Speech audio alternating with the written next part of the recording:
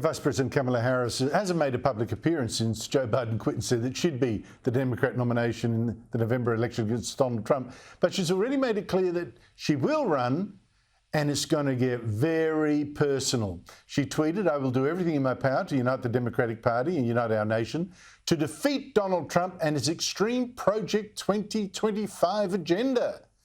That's just fear-mongering, of course. The 2025 agenda is actually a paper by some conservative think tank, and Trump says it's too extreme and hasn't bothered reading most of it, so doesn't endorse it.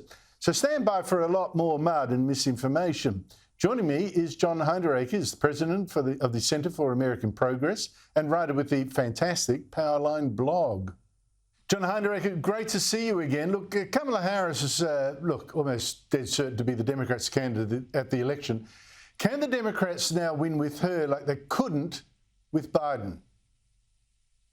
Well, I think they can, Andrew. But before we jump to that conclusion, let me just point out that Joe Biden withdrew from the race, almost immediately endorsed Kamala Harris.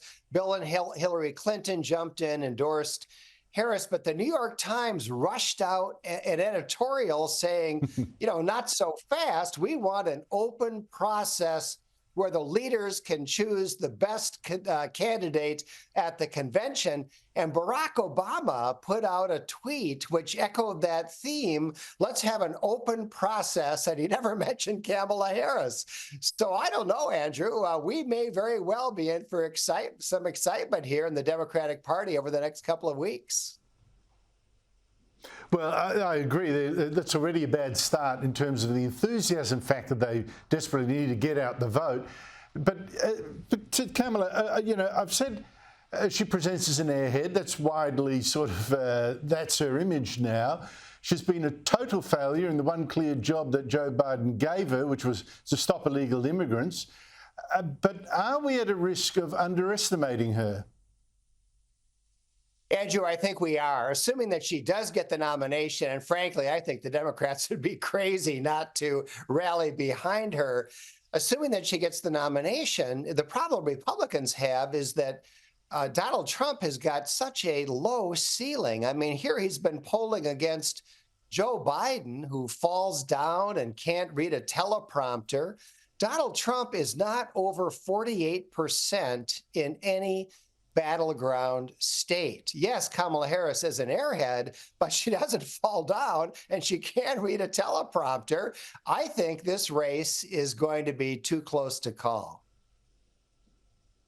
Wow. Okay, look, I don't know. I still think Trump should have the edge, but I've got to admit, identity politics helps Kamala Harris, right? The black vote, the women's vote. How do you think that bit is going to play out, especially with the left claiming, well, for the women's vote, Trump just doesn't threaten abortion rights, but is now threatening the right to contraception, which I think is a stretch, but I mean, they're going with it.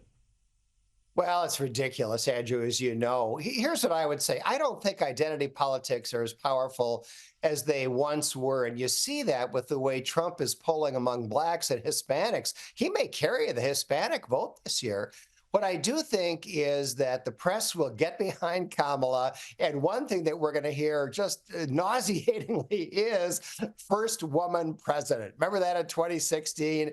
They played that tune with Hillary Clinton. We're going to hear it again. This is our opportunity to elect the first woman president. I think that's the main place where identity politics will play a role. Yeah, except, we shouldn't forget that when she did have a chance to actually put her case to get elected, that was in the primaries, the Democrat primaries that Joe Biden won 4 years ago. She was so hopeless that she had to bow out before a single vote had been cast. Now, we can imagine a new Kamala Harris that's really crisp and hard at it in debates, but that is someone we have to imagine. She hasn't actually demonstrated that, or have I overlooked some performances that you've noticed that make you say, wait a minute, this woman's got it? Andrew, you're absolutely right. In 2020, she was gone before the Iowa caucuses. I mean, the voters just didn't like her. And there is no evidence that she's done anything in the last 4 years to make the voters like her better. And some other things have come out. I mean, she's a rather nasty person. She has terrible problems managing a staff. Her staff turnover is just unbelievably high.